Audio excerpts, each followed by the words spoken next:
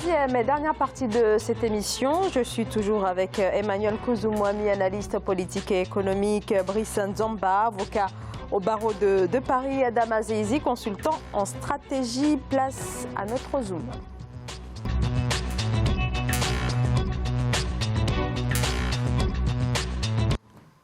Au Bénin, plus d'un mois après les élections législatives très contestées et les violences qui ont suivi les 1er et 2 mai, l'opposition poursuit les sorties médiatiques pour dénoncer un durcissement du régime du président Patrice Talon, une dégradation de la situation politique depuis ces élections marquées par l'exclusion de l'opposition. Reportage entre correspondants au Bénin, Lefti Ounou. Au Bénin, l'opposition ne démord pas face à la crise sociopolitique que traverse le pays. À travers une sortie médiatique, l'ancien ministre de la Défense du président Patrice Talon, Candide Azanaï, a dénoncé ce qu'il qualifie de mise en place d'un régime totalitaire et une attitude terrifiante de l'exécutif au regard de la répression des manifestations et des arrestations. L'ancien ministre estime que l'exécutif s'est engagé dans une confiscation programmée des pouvoirs de la République. En l'état au Bénin, il y a usurpation et confiscation du pouvoir législatif à des fins de coups d'État sanglants en cours. J'apprends que ce matin, dans une ville, des choses continuent. Il faut savoir s'arrêter. S'il n'a pas donné les ordres, aucun militaire ne peut tuer. Et s'il n'a pas donné les ordres, il n'a qu'à interpeller le chef d'état-major des armées pour dire, moi, Patrice Talon, je n'ai pas donné des ordres. Le climat sociopolitique reste tendu à Cotonou et au nord du pays, notamment à Tchaourou, la ville d'origine de l'ancien président Thomas Boni Yayi. Ceci dans un contexte où Boni Yayi est quasiment en résidence surveillée depuis 1 mois, avec un état de santé critique, d'après ses avocats. À cela s'ajoutent des arrestations tous azimuts de présumés coupables des émeutes post-électorales et leaders d'opinion. Eux, ces personnes que vous persécutez, ils ne se sont attaqués à aucune vie. Mais vous, je vous appelle à vous mirer dans la mare du sang d'innocentes victimes. Pour nous, ceux qui croupissent dans les geôles du pouvoir dit de la rupture sont des otages. Candide Azanaï exige, entre autres, l'interpellation et l'écoute sous serment des hauts gradés de l'armée par une mission indépendante dans le cadre des enquêtes sur les tueries des 1er et 2 mai 2019 qui ont fait au moins 4 morts. Alors, le président du parti Restaurer l'Espoir, Candide Azanaï, parle de confiscation du pouvoir législatif, militarisation de la démocratie, terreur. Emmanuel Kouzoumoami, ces élections ont véritablement fait basculer le Bénin. On le voit bien aujourd'hui, mais quel recours dispose l'opposition désormais extra-parlementaire ? Mais j'allais dire, pour commencer, c'est même extraordinaire. En général, on mobilise l'armée pour défendre le territoire quand il est attaqué. Voilà un pays qui est totalement en paix, le Bénin, jusque-là. Patrice Talon a été élu dans des conditions de sécurité absolues dans son pays. Et c'est lui-même qui décide du nombre de partis qu'il doit y avoir dans le pays.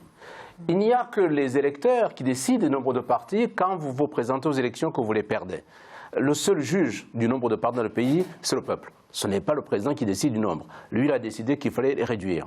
Ça, c'est un élément vraiment discordant.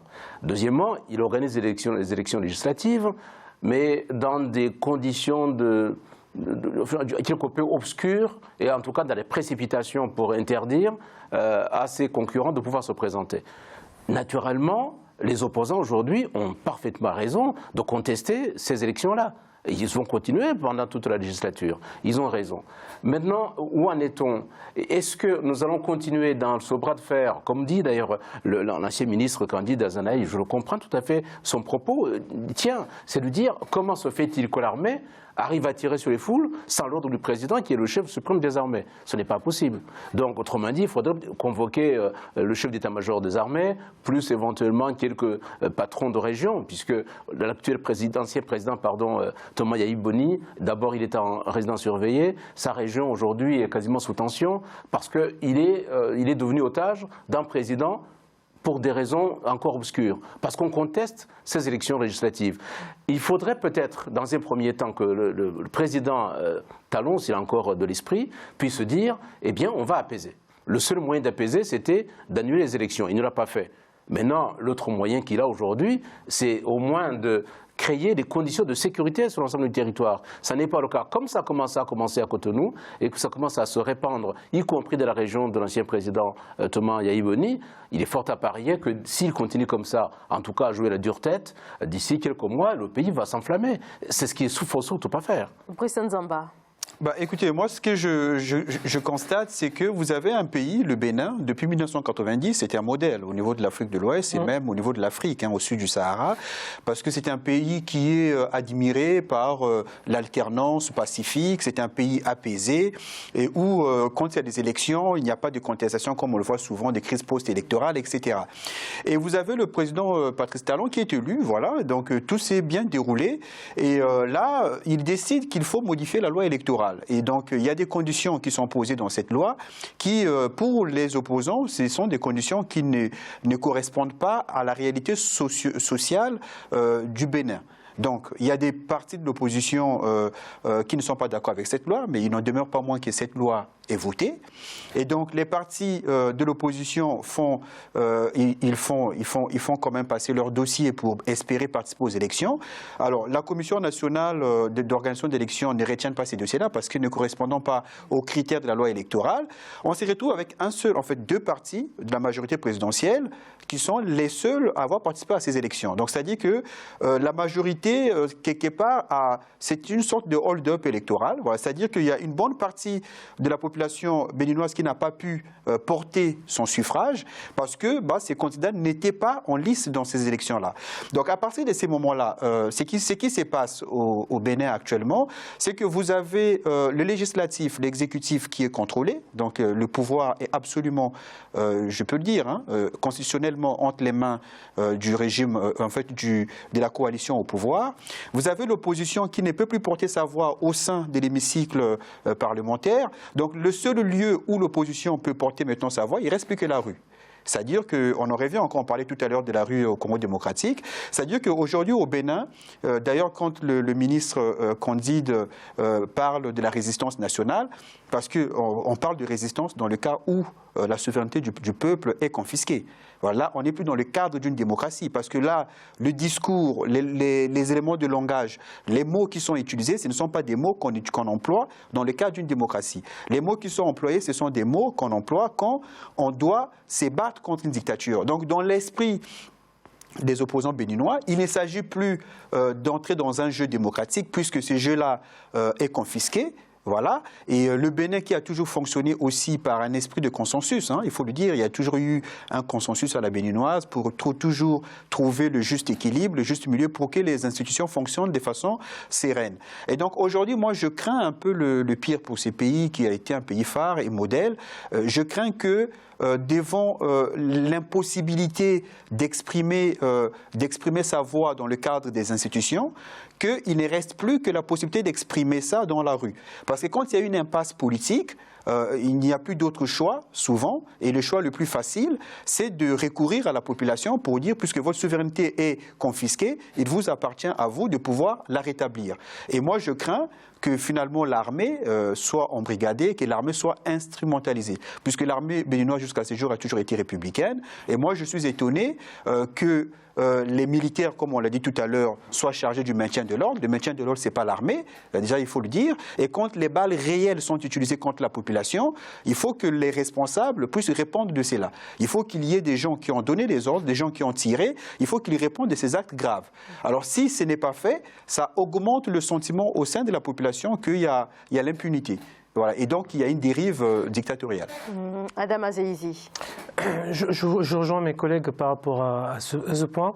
Et aujourd'hui, le Bénin traverse une phase de transition assez dangereuse.